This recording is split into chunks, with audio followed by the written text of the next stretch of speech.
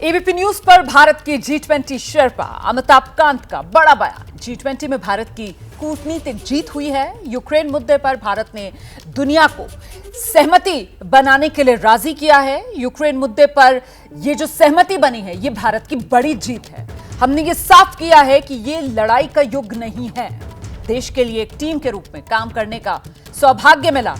अमिताभ कांत ने कांग्रेस के G20 में ज्यादा पैसे खर्च करने के आरोप को झूठा बताया और कहा कि यह सब फेक खबर है। एबीपी न्यूज संवाददाता मनोज्ञ से बातचीत में अमिताभ कांत ने G20 सम्मेलन से जुड़ी कई और खास बातें भी बताई। उन्होंने पूरी तैयारी की इनसाइड स्टोरी सुनाई है। भारत ने G20 में इतिहास रच दिया है और पूरे विश्व में एक नया कीर्तिमान स्थापित कर दिया है। लेकिन इसके पीछे जिस टीम ने सबसे ज्यादा काम किया है उसमें है शेरपा अमिताभ कांत। यूं तो आईएएस के बहुत बड़े अधिकारी माने जाते हैं, लेकिन अगर मैं ये कहूं कि नीति आयोग G20 में इतने सारे चैलेंजेस के बाद इसकी सफलता के पीछे भारत को इस समय G20 से सबसे बड़ा क्या मिला? देखिए, कई चीज़ें हैं। हमने पहले तो ये दिखाया कि हम ग्रोथ और डेवलपमेंट में फोकस करेंगे। तो हमारी जो प्रायोरिटीज़ थी वो स्ट्रॉन्ग सस्टेनेबल इंक्लूसिव ग्रोथ है। हमारी जो प्रायोरिटी थी कि सस्टेनेबल डेवलपमेंट गोल्स को हम एक्सेलरेट करें, आगे ले जाएं, क्योंकि कोविड के बाद लोगों को एजुकेशन हेल्थ में बहुत इम्पैक्ट हुआ है। हमारी प्रायोरिटी थी कि हम आगे चल के क्लाइमेट एक्शन और ग्रीन डेवलपमेंट पे काम करें, जिस पे हमने काफ़ी सफलता प्राप्त की है। और फिर फोकस करें इस पे कि टेक्नोलॉजिकल डेवलपमेंट और डिजिटल पब्लिक इंफ्रास्ट्रक्चर, जिसमें इंडिया ने बहुत अच्छा काम किया है, उसको आगे ले जाएं। और फिर मल्टीलैटरल इंस्टीट्यूशन से उनमें क्या बदलाव ला सकते हैं 21वीं सदी में। और आखिरी विमेन लेड डेवलपमेंट हमारी मेन प्रायोरिटी थी। विमेन लेड डेवलपमेंट, जिसमें विमेन एम्पावरमेंट, जेंडर प्रायोरिटी, सबको हम लेकर आगे लाए। और इसमें पूरी हमने जो 83 पैरास बने, 83 पैरा सब में कंसेंसस आया है।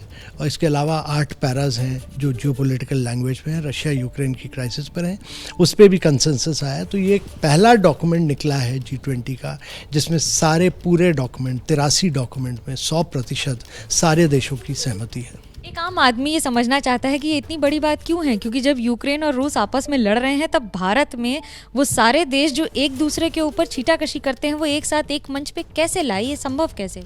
भारत ने ये दिखाया कि एक अकेला देश है जो कि इमर्जिंग मार्केट्स को साथ ला सकता है, डेवलप्ड कंट्रीज़ को साथ ला सकता है, रशिया, चाइना सबको साथ ला सकता है और फिर आगे बढ़ सकता है G20 में। तो ये हमने कर दिखाया है और हमने ग्रोथ और डेवलपमेंट को सबसे आगे रखा है। हमने दिखाया कि मल्टीलैटरलिज्म आज की दुनिया में आवश्यक है और उसको हम आगे ले गए हैं।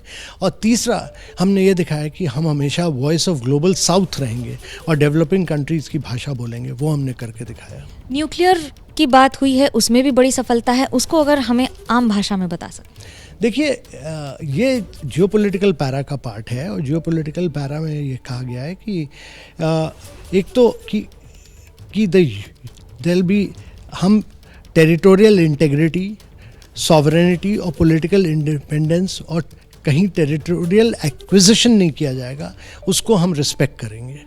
और हमने कहा है कि द यूज़ और threat of nuclear weapons is inadmissible.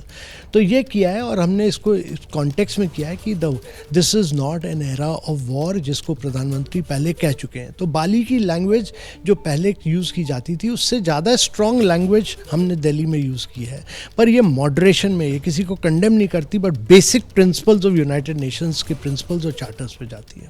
जब हम भारत की बात करते हैं तो हमने पूरे विश्व के लिए ये पहली बार ऐसा किया है जब G20 दिल्ली के बाहर कई सारे शहरों में किया गया।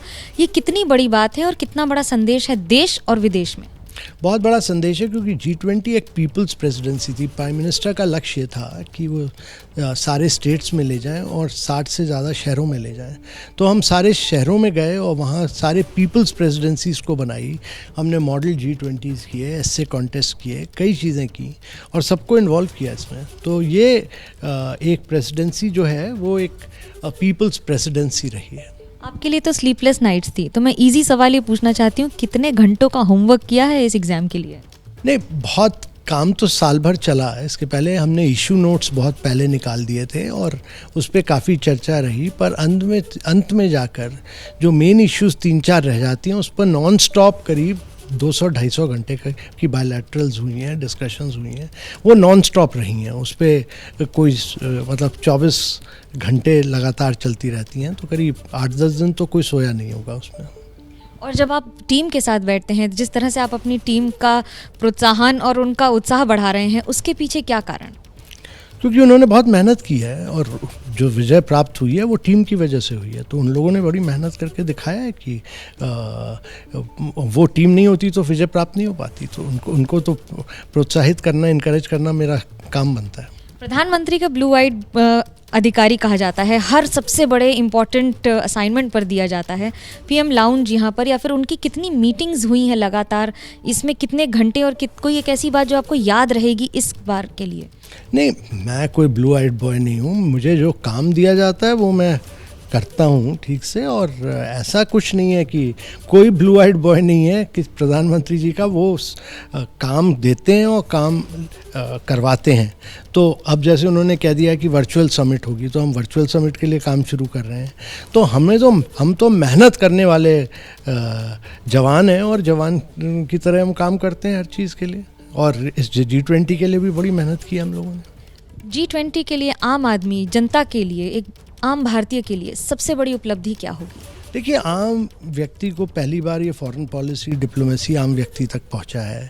आम व्यक्ति को ये भी समझना है कि पहली बार है भारत का एलिवेटेड स्टेचर बहुत बढ़ गया है इंटरनेशनल डिप्लोमेसी में, और भारत ने एक अकेला देश है जिसने सारे डेवलपमेंट इश्यूज पर कंसेंसस बनाया है। एक छोटा सा सवाल, दिल्ली में क्रेडिट अरविंद केजरीवाल ले जाते हैं तो कांग्रेस सवाल उठाती है कि 4000 से ज़्यादा करोड़ का खर्चा हुआ है, इसकी जवाबदेही की प्रायोरिटी। पूरी गलत खबर है और फेक खबर है। और आप मेरे को ये कहना पड़ेगा कि आप ऐसी गलत खबरों पे मत जाइए। ये पूरी फेक खबर है और ना इतना खर्चा हुआ है, जितना बजट था उससे भी कम खर्चा हुआ है। और ये सबसे बड़ी उपलब्धि का श्रेय अब जनता के बीच में कैसे पहुंचाया जाएगा?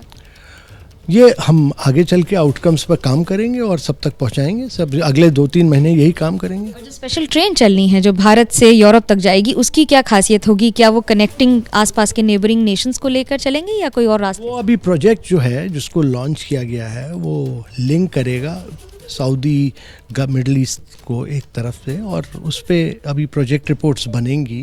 उसका कॉन्सेप्ट लॉन्च हुआ है, उस पर काफ़ी कॉन्सेप्चुलाइजेशन होगा, प्रोजेक्ट रिपोर्ट्स बनेंगी, फिर फाइनेंसेस रेज होंगे, फिर इम्प्लीमेंटेशन होगा। इम्प्लीमेंटेशन भी बहुत जल्दी होगा। तो ये थे अमिताभ कांत जो बता रहे थे कि G20 की सफलता के पीछे सिर्फ एक व्यक्ति नहीं बल्कि पूरी देश की सफलता शामिल होगी। पत्रकारिता कोई इमोशन नहीं है, ना अपना कोई ज्ञान देना है और ना कोई विचार थोपना है। पत्रकारिता क्या है? पत्रकारिता का मतलब है सही जानकारी इकट्ठा करना और तथ्य बताना। पत्रकारिता आज जितने महत्वपूर्ण दौर में है, शायद पहले नहीं थी। इस दौर से निकलने के लिए सिर्फ सच दिखाने की जरूरत है, वो सच जो आपके हित को आगे रखे। इसलिए अब रात 9 बजे प्राइम टाइम नहीं होगा, ये आपका टाइम है। जगविंदर पटियाल के साथ देखिए पब्लिक इंटरेस्ट, सोमवार से शुक्रवार रात 9 बजे सिर्फ एबीपी न्यूज पर। एबीपी न्यूज आपको रखे आगे।